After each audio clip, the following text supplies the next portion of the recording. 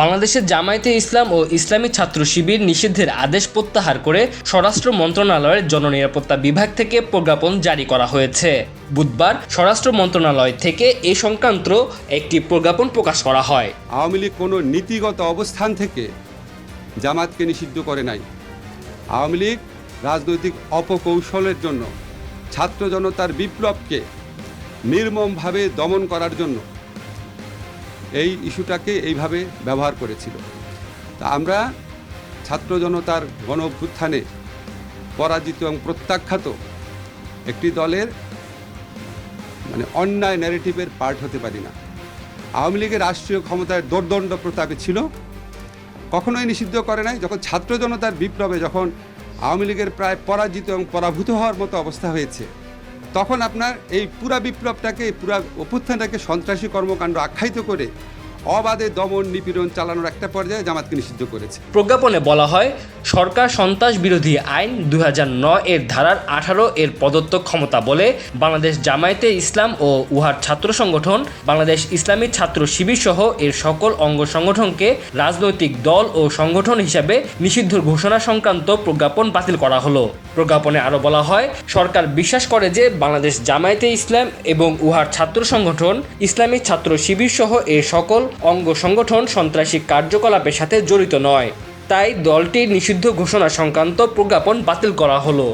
এর আগে গত 1 আগস্ট এক নির্বাহী আদেশের মাধ্যমে বিগত আওয়ামী লীগ সরকারের সময় স্বরাষ্ট্র মন্ত্রণালয়ের জননিরাপত্তা বিভাগ থেকে প্রজ্ঞাপন জারি করে জামায়াতকে নিষিদ্ধ করা হয়েছিল। এর আগে জামায়াত ইসলাম ও এর সহযোগী অঙ্গ সংগঠনের আইনজীবী অ্যাডভোকেট মোহাম্মদ শিশির মনির জানান, জামায়াতকে কেন নিষিদ্ধ করা হয়েছে সেই বিষয়ে আমাদের জানা নেই, তবে রাজনৈতিক কারণে দলটিকে নিষিদ্ধ করা হয়েছে বলে আমরা মনে করি। যে নিষিদ্ধের আদেশটি দেওয়া হয়েছিল 1 আগস্ট, এটি প্রত্যাহার হয়নি, এটি বাতিল হয়েছে।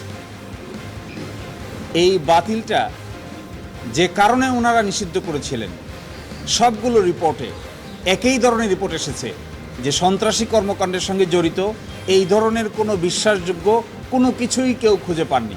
না ডিজিএফআই পেয়েছেন, না এনএসআই পেয়েছেন, না এসবি পেয়েছেন, না রিভিউ প্যানেল পেয়েছে। তাহলে তখনকার এই নিষিদ্ধের ভিত্তি কী?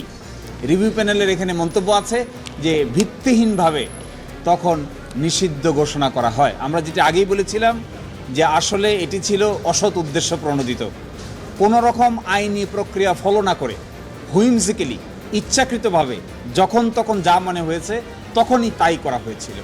এই বিবেচনাই এই আদেশ আর টিকতে পারে না, সেই জন্যই প্রত্যাহার করে দিয়েছে। তিনি আরও বলেন, দেশের ছাত্র ও জনগণ এই ফ্যাসিবাদী সরকারের বিরুদ্ধে প্রতিবাদ করেছে। জামায়াত ইসলামীও একটি মিত্রশক্তি হিসেবে ভূমিকা রেখেছে। ডক্টর ইউনূসের অন্তর্বর্তী সরকার গঠনে দলটির গুরুত্বপূর্ণ ভূমিকা ছিল। জামায়াতে ইসলামী সেক্রেটারি জেনারেলের স্বাক্ষরিত একটি দরখাস্ত দায়ের করে পুনর্বিবেচনার জন্য। এই দরখাস্তটি 22 আগস্ট 2024 তারিখে দায়ের করা হয়। এই দরখাস্তের প্রেক্ষিতে ডিজিএফআই, এনএসআই এবং এসবির রিপোর্ট তলব করা হয় এবং 3টি এজেন্সি থেকে রিপোর্ট স্বরাষ্ট্র মন্ত্রণালয়ে জমা হয়। এই 3টে এজেন্সি জামায়াত শিবির সন্ত্রাসী কর্মকাণ্ডের সঙ্গে জড়িত মর্মে যে অভিযোগ করা হয়েছিল, এই মর্মে তদন্ত সাপেক্ষে কোনো সত্যতা খুঁজে পায়নি।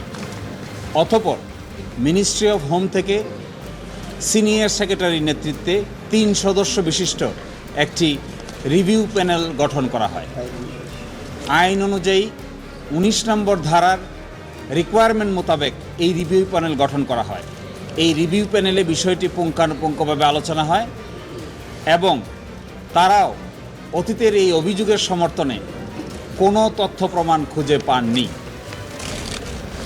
এরই প্রেক্ষিতে এই বিষয়টি মাননীয় স্বরাষ্ট্র উপদেষ্টার কাছে উপস্থাপন করা হয়।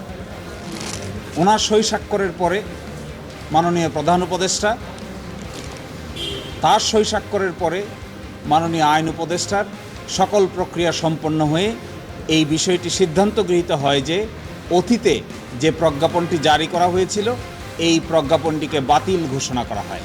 জামায়াতকে নিষিদ্ধ করার আদেশ প্রত্যাহারের পর দলের নিবন্ধন ফিরে পেতে আপিল বিভাগে মামলাটি পুনরুজ্জীবিত করার পদক্ষেপ নেওয়া হবে বলে জানিয়েছেন advocate Shishir. Tanzil Hasnat, MCTV, USA।